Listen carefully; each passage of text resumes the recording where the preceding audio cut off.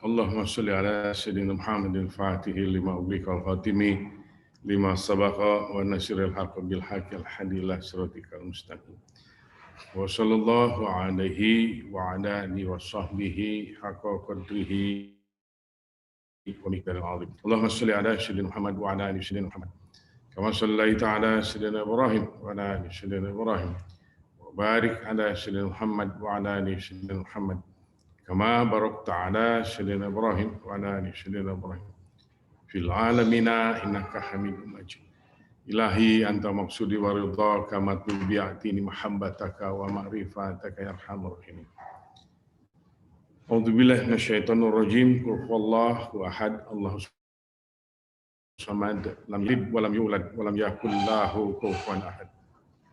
Para sahabat sekalian, Assalamualaikum warahmatullahi wabarakatuh. Alhamdulillah wa syukur ala ni'amillah para sahabat sekalian. Ini malam kita mengaji lagi, masih dengan cara yang seperti ini, jauh tidak bertemu, tetapi hikmahnya malah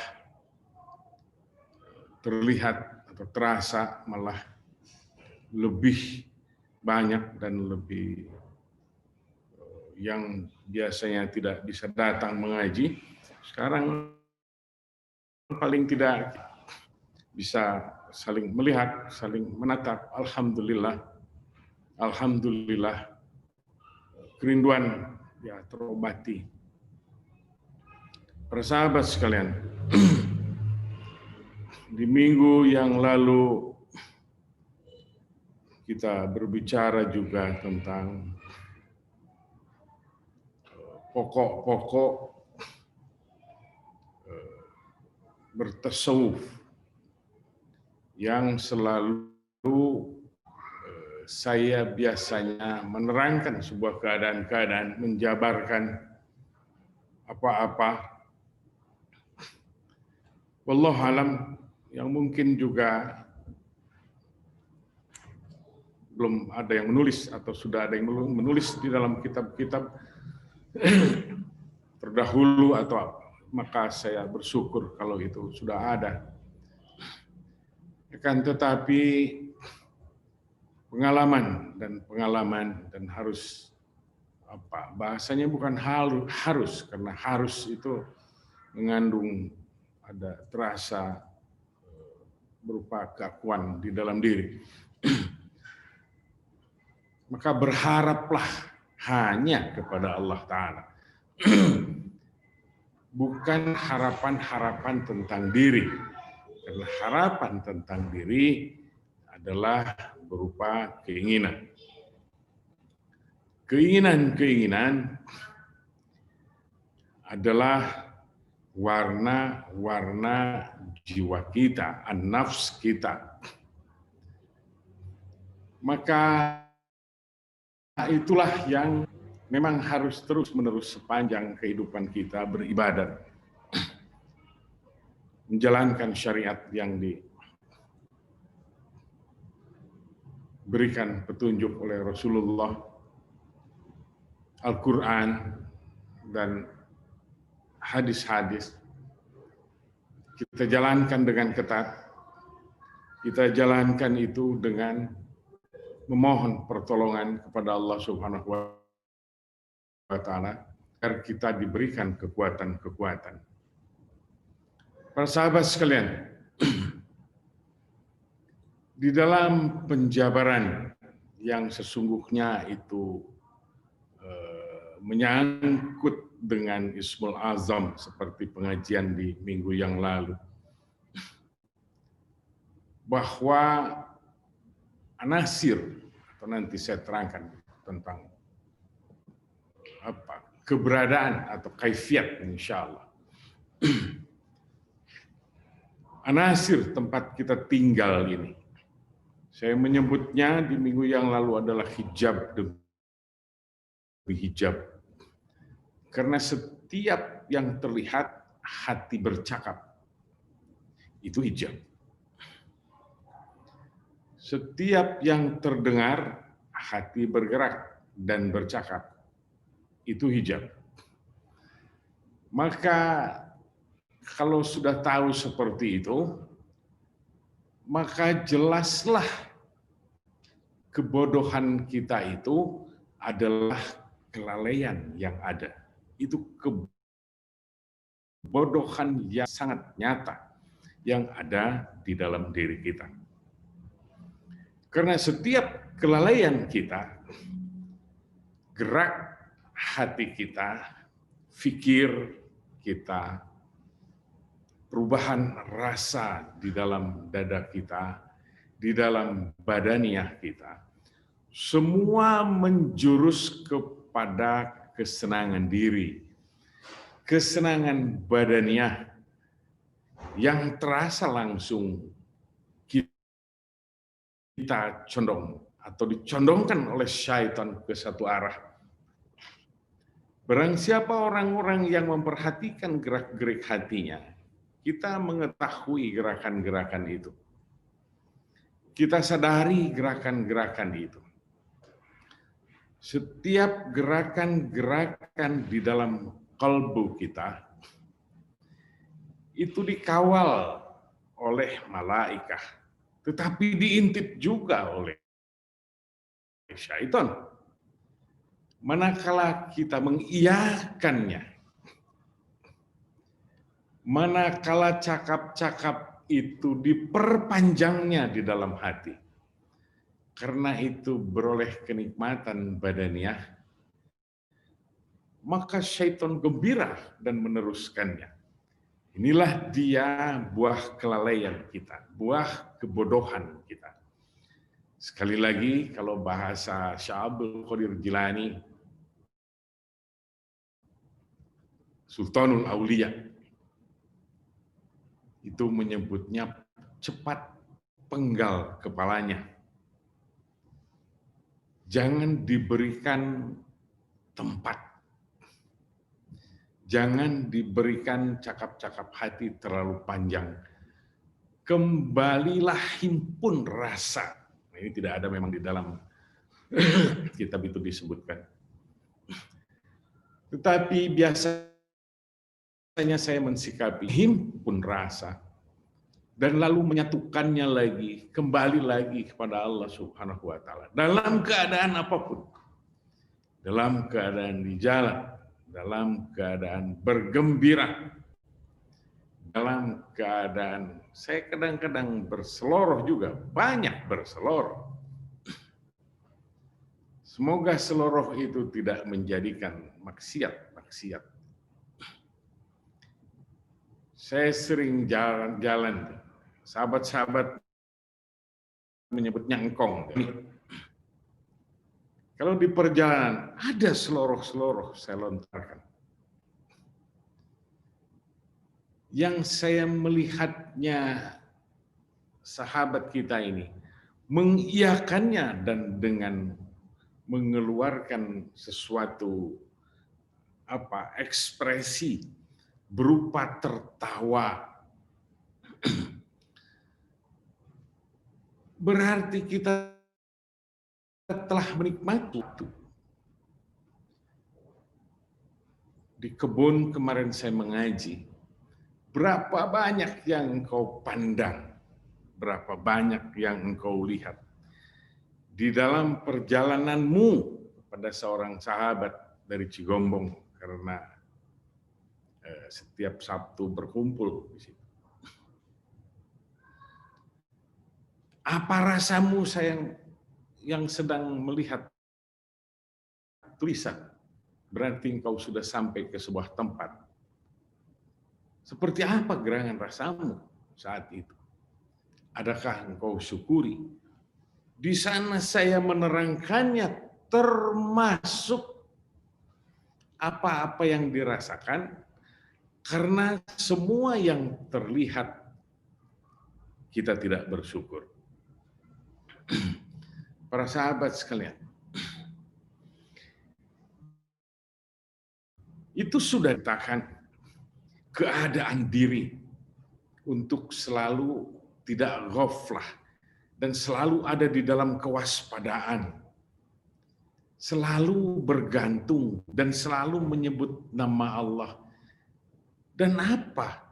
Dan menyerahkan segalanya kepada Allah Subhanahu wa taala.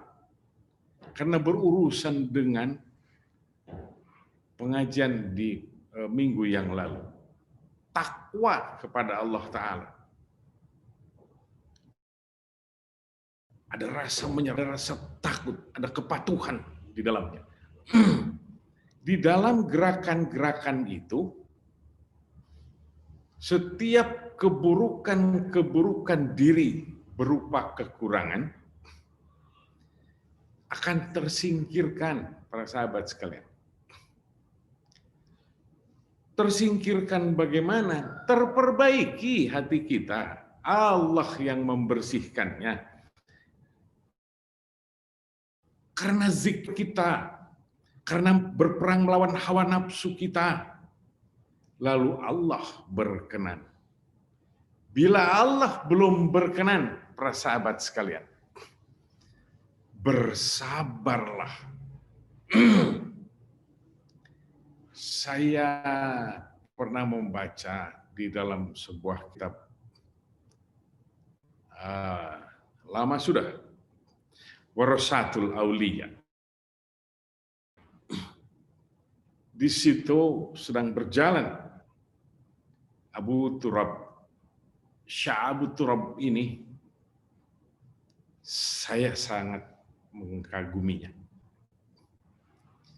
Termasuk salah satu kutub pada zaman itu.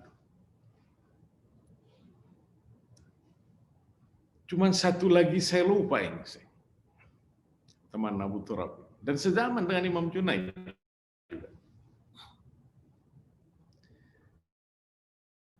Berjalan di padang pasir. Setelah 18 hari tidak bertemu makanan. Lalu berdua ini terus berjalan di padang pasir. 18 hari tidak makan. Karena memang terus-menerus dalam keadaan berpuasa. Saat itu di siang hari memang sedang tidak berpuasa. Terlihat sebuah telaga hanya dipandang. Saya lupa nama syekhnya, maafkan saya. Semoga Allah memuliakan beliau. Karena kegagahan mujahadahnya begitu keras. Dan saya kepada Syekh Abu Turab ini, Masya Allah.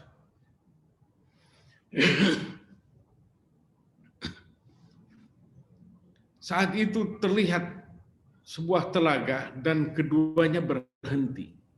Kata Syekh Abu Turab, wahai Syekh, mengapa hanya memandangnya saja? Bukankah kita dalam keadaan dahaga? Tapi Syekh Abu Turab pun berhenti. Kata beliau, aku sedang melihat sebuah keadaan ke dalam diriku. Kepastian dan ilmu pengetahuan. Ini dia para sahabat sekalian. Ada di sebuah keadaan yang tertentu. Mempelajari dan mencermati pengetahuan yang sedang bergejolak di dalam dada. Dan itu yang bertemu setelah 18 hari tidak makan. Kata Syekh Abu Turab, oh alhamdulillah, betapa gagahnya engkau. Tetap Syekh Abu Turab, semoga Allah merahmati beliau.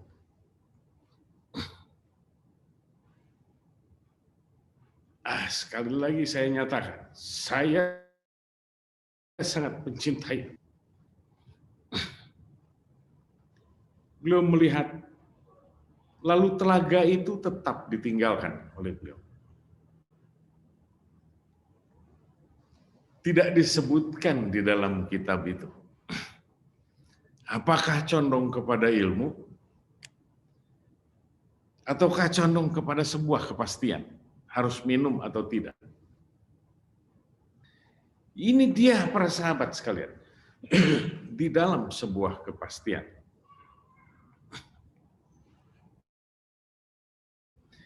An-nafs yang ada di dalam dada terlihat, terasa, dan kita hidup di alam semesta ini. Apa gerangan yang harus kita lakukan kalau kita hidup di jalan tasawuf yang seperti ini? Yang pertama, banyak masalah-masalah jalanan. Sesuatu yang dialami. Apabila itu sesuatu yang menyakitkan, tanda kutip, menurut kadar orang lain, bukan kadar si pejalan. Mungkin sang pejalan bisa sakit hatinya kalau sudah sampai di arah tertentu dan berpikirnya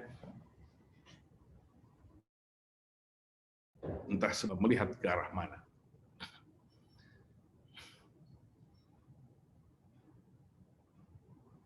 Syekh Abdul Qadir Jilani Al-Baghdadi Qurasullah Sirrul Aziz memerintahkan kepada kita.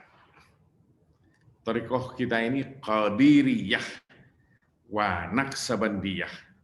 Maka ada yang berpegang membesarkan Naqsabandi, ada yang berpegang membesarkan diri. Atau yang keduanya ini. Tetapi di tengah-tengah berdiri tetap riyadah dan mujahadah. Kata Syekh Abdul Qadir Jilani Al-Baghdadi, Qurasallah Sirruhul Aziz. Semoga biasnya sampai kepada kita.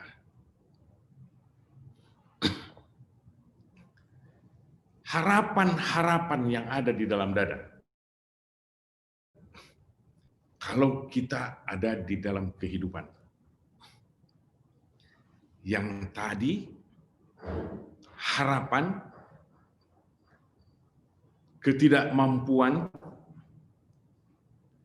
dan yang harus dilaksanakan. Urusan sesuatu yang tidak nyaman, maka Syekh Abdul Qadir Jilani mengajarkan kepada kita, siapkan maafmu yang lebih banyak daripada itu. Kalau itu tekanan lebih berat datang kepada kita, menjadi tidak nyaman kita. Apa kata Tuan Syekh? Maafkan lagi dia. Lalu yang terakhir menyakiti yang seperti apa? Tekanan itu lebih keras. Kata Syekh Abdul Qadir Jilani, maafkan lagi. Gali lubang di dalam dada. Ini bahasa Ahmad. Terus ungkap gali lubang dan maafkan dia. Jangan ada terbersit di dalam hati berupa sebuah kebencian. Mengapa seperti itu? Kalau kebencian adalah salah satu jenis keakuan yang nyaris jarang disadari oleh kita. Jarang disadari. Maka siapkan itu. Terus, oh dangkal Syekh dadaku, gali lagi. Terus gali lagi dan maafkan mereka. Ya Allah, Allahumma gfir ummati Muhammad. Para sahabat sekalian, orang yang setiap hari yang saya ucapkan doa itu ada di kedudukan tertentu. kita tidak berbicara tentang itu. Kita berbicara tentang kelemahan dan kebodohan diri. Bukan tentang aku. Bukan. Kalau orang yang seperti itu berbicara tentang aku, pasti dia bukan bicara tentang aku. Karena hatinya terkait kepada Allah Subhanahu wa taala, karena dia punya niat-niat yang khusus. Innamal a'malu binniyat, tidak bisa dinilai oleh manusia, tidak bisa. Jangan tertipu kita kalau kita berhadapan dengan seorang ulama. Hilangkan yang ada di dalam kepalamu berupa penilaian, karena engkau tidak akan sampai dan engkau siapa. Pasang di dalam diri kita seperti itu. Para sahabat sekalian, seorang syekh lagi, saya lupa namanya ini, saya mohon dimaafkan. Kitabnya Warasatul Aulia. Ini pun kalau saya tidak salah, Syekh Junaid bertanya, kulihat anak yang satu ini betapa indah akhlaknya. Sehingga Imam Junaid al-Baghdadi qaddasallahu sirruhul aziz melihat keadaan, ini pandangan seorang aulia ilah di kelas itu. Melihatnya betapa indah anak ini.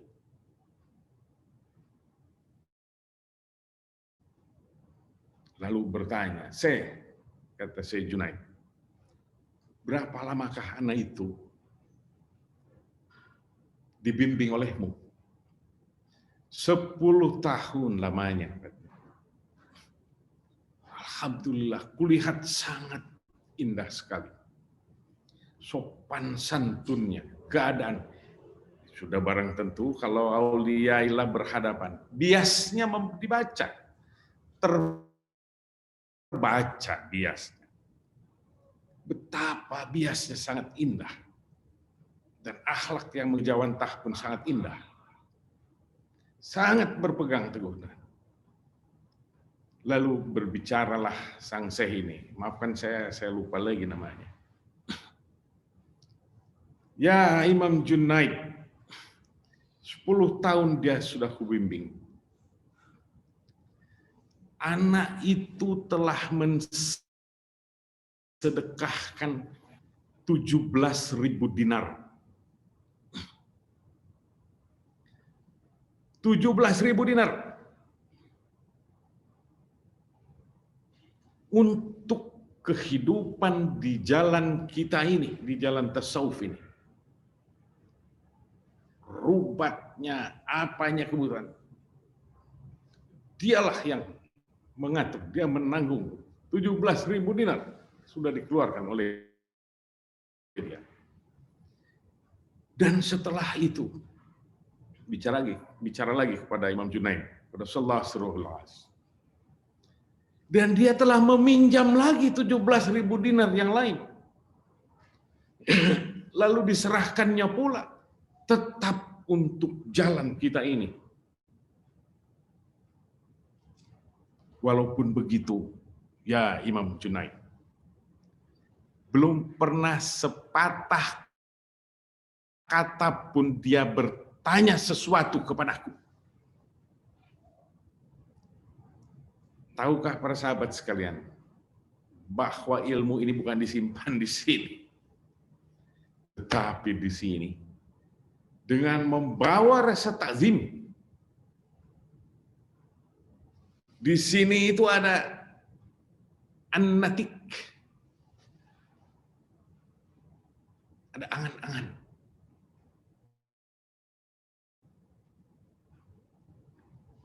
Para sahabat sekalian, seperti itulah disiplin membawa rasa takzim. Tidak mudah membawa rasa takzim. Tidak mudah. Apalagi memakai ini, membawa dalih-dalih. Salah satu di dalam adab thariqah, di dalam ilmu tasawuf ini, di dalam berthariqah. Baca kitab Tanwirul Qulub, dulu pernah dibagikan itu tentang adab. Salah satunya itu banyak dalih. Orang ini begitu patuhnya, begitu bangkit sebuah rasa takzimnya. Akhlaknya tercium oleh Imam Junaid. Betapa indah. Bukankah ini rahmat alam semesta? Bukankah kita beragama itu untuk seperti kepada Rasulullah? La'ala khuluqil azim. Bukan banyak tingkah. Bukan itu. Bukan keinginan-keinginan. Bukan harapan-harapan. Lalu bagaimana? Sedangkan kita ada di dalam kebergaulan. Inilah yang saya katakan. Bahwa itu isinya hijab. Berhadapan dengan seseorang, ada hijab. Ada berkata-kata hati kita. Tidak diisi dengan kewaspadaan. Tidak dibersihkan itu cakap-cakap hati. Menjadi hijab, menjadi penghalang. Cawan kita, makom kita ini tertumpuk dengan berbagai macam kebutuhan diri. Tidak boleh mempunyai harapan-harapan dari makhluk. Apabila terlihat oleh kita, jangan engkau iri hati. Jangan engkau mendahuluinya. Semua ini tekanan. Tetapi itulah yang akan mengangkat derajat dan memperbaiki akhlak yang Rasulullah Shallallahu Alaihi Wasallam turun ke atas bumi ini sebagai contoh. Akhlak terbaik dan tercahayakan oleh Allah Subhanahu Wa Taala. Jangan mempunyai harapan-harapan keinginan. Apalagi tentang harta benda dari para pengikutnya. Itu untuk para khalifah. Diam engkau. Berserahlah engkau. Para sahabat yang lain, jangan juga harapkan itu. Lalu bagaimana aku tentang mencari nafkah? Cari nafkah, karena nafkah adalah kehidupan. Iri hati, karena orang lain mendapatkan sesuatu, dia tidak, atau aku tidak. Menjadi iri, menggejolak, lalu diciptakan di dalam kepala kita, berupa kejahatan-kejahatan yang mengejawantah dan menggambari alam semesta ini. Lalu gambar itu digenggam oleh malaikat, diperlihatkan kepada Allah Subhanahu wa taala. Ya Allah, lihatlah ini iri hatinya manusia si anu bin anu. Lihatlah ya Allah, inilah dia harapan-harapannya. Tentang harta benda, tentang kepemilikan kesenangan untuk badaniahnya yang ada pada diri orang lain. Lalu kita tidakkah mengerti tetap kalau kita berjalan di jalan yang seperti ini? Bukankah sebuah ketentuan sudah ada? Berjalanlah. Terus berjalan dan bergantung kepada Allah Subhanahu wa taala. Lalu malah yang kita miliki yang harus kita berikan kepada orang lain. Karena itu pun akan dicatat oleh malaikat. Karena itu juga akan menggambar keindahan di alam semesta ini. Berupa sebuah amal. Dan apabila adabnya dan akhlaknya bertambah baik, pasti hatinya sangat ringan. gundah melihat fuqara dan masakin. Tidak nyaman kita. Terbawa-bawa tidak nyaman kalau sudah terlewati. Ada melihat orang miskin, tetapi tidak sempat ada yang kita berikan. Gundah. Itu sebuah pertanda bahwa akhlak lebih terasa membaik. Para sahabat sekalian, para ahli naksabendi ini, mohon maaf, sudah berapa menit Kakak Bella? 29. Oke, alhamdulillah. Masih ada sedikit saya terang. Bagi para sahabat sekalian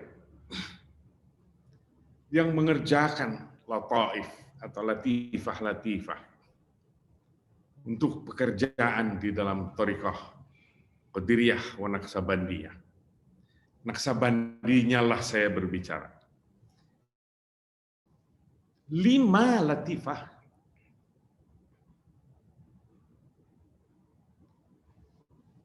tidak 7. Kemudian bergerak menjadi 7 setelah Syekh Ahmad Farouk Sirhin. Saya sudah menerangkannya. Setelah Mujadid Al-Fasani. Dari Imam Baqi Billah ke atas. Ke sana. Ke Syekh Bahauddin. 5 saja. Maka saya mengijazahkan thariqah di Uzbekistan. 5.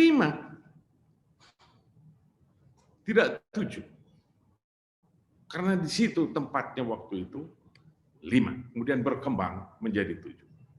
Nafsi dan kolab. Guru jasad. Ubun-ubunin. Dan di antara kedua. Baik. Yang latifah itu 5. Nah, di mana gerangan?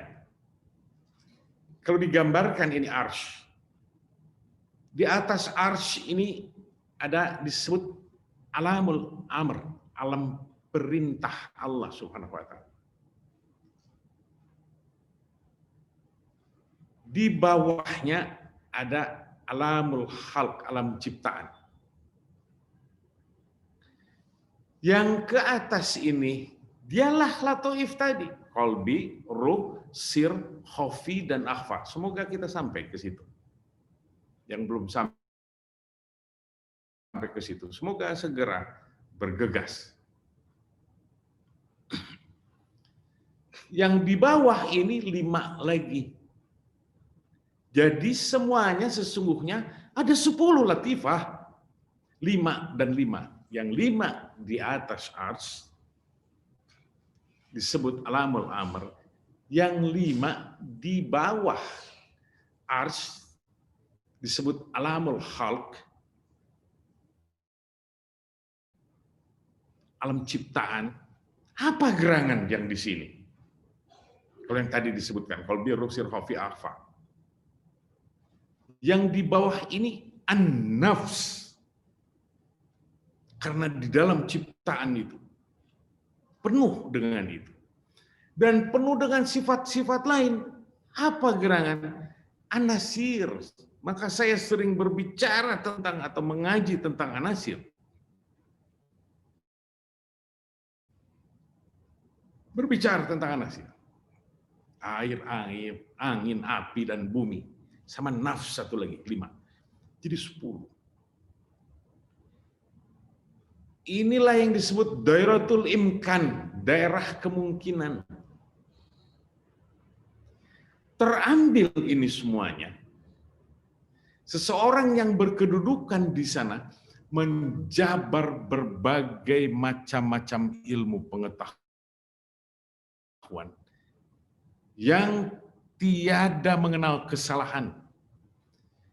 Terasa pula, benar pula, diiyakan pula oleh para ilmuwan ahli dunia dan para ahli tasawuf khususnya.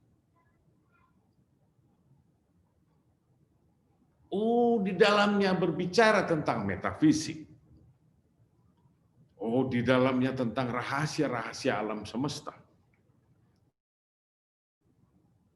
sifatnya begini.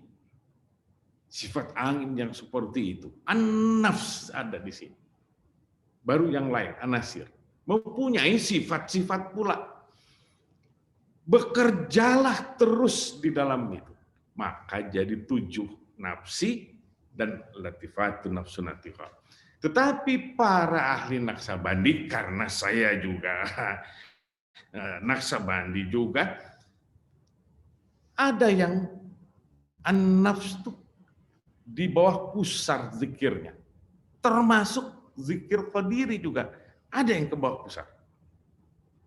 Dihantamkannya. Sama an-nafs. Dan disitulah energi kata bahasa dunia ilmu pengetahuan. Bekerjalah di situ. Menekan tadi keinginan-keinginan tadi. Gejolak hawa tadi, penilaian-penilaian khususnya yang tidak diperlukan sama sekali selain berzikir. Kalau urusan dunia, nanti Allah yang menggerakkannya, kita harus kemana dan kemana. Aku terlintas harapanku ini, berharap sebesar apapun kalau belum kepastiannya datang, engkau tidak akan dapat apa-apa. Lalu sebagai menunjukkan bahwa kita adalah makhluk yang lemah, maka mencarilah, boleh mencari sambil berserah. Karena yang mencari pagi sampai malam, ada yang bukan dapat sesuatu, merugi ada. Ini para sahabat sekalian. Saya kira takut terlalu. Udah berapa menit ya? Lewat 35 menit. 36. Ya, jangan terlalu panjang nanti, karena takut berbelit-belit. Takut tidak beraturan. Memang tidak beraturan kalau Ahmad berbicara. Apa yang ada langsung Ahmad bicarakan untuk para sahabat sekalian. Semoga ini dijadikan contoh. Dan saya yang berbicaranya dengan segala kelemahan, dengan segala ketidakmengertian, semoga saya pun pandai melaksanakannya. Semoga saya hanya mengurus keburukan-keburukan yang ada di dalam diri saya. Lalu mengajak kepada para sahabat sekalian. Sahabat sekalian, saya sudahi dan saya akan berdoa sekalian untuk para sahabat. Saya Jordan dalam keadaan sakit. Keluarga Waeti juga dalam keadaan sakit. Pak Cipto sakit, Waeti, Happy, dan putra-putri beliau sakit. Mari kita berdoa, masukkan di dalam doa di malam hari ini. Ini adalah kholaqo zikir yang dikehendaki Allah Subhanahu wa taala dengan cara berjarak yang sangat jauh. Mari kita mengangkat tangan. Bismillahirrahmanirrahim. Allahumma sholli ala sayyidina Muhammadin al-Fatihi lima ughliqa wal khatimi lima sabaqa wa nasiril haqqi bil haqqi al hadi ila siratikal mustaqim. Wa sallallahu alaihi wa ala alihi wa sahbihi haqqa qadrihi wa miqdaril azim. Bismillahirrahmanirrahim. La ilaha illallah wallahu akbar. Wa subhanallah walhamdulillah wastaghfirullahal la ilaha illa huwal awwalu wal akhir wal zahir wal batin yuhyi wa yumit wa huwa hayyul la yamut biyadihil khair wa huwa ala kulli syai'in qadir. Bismillahirrahmanirrahim. Subhanallah, subhanallah, subhanallah ya Allah. La haula wa la quwata illa billahil azim.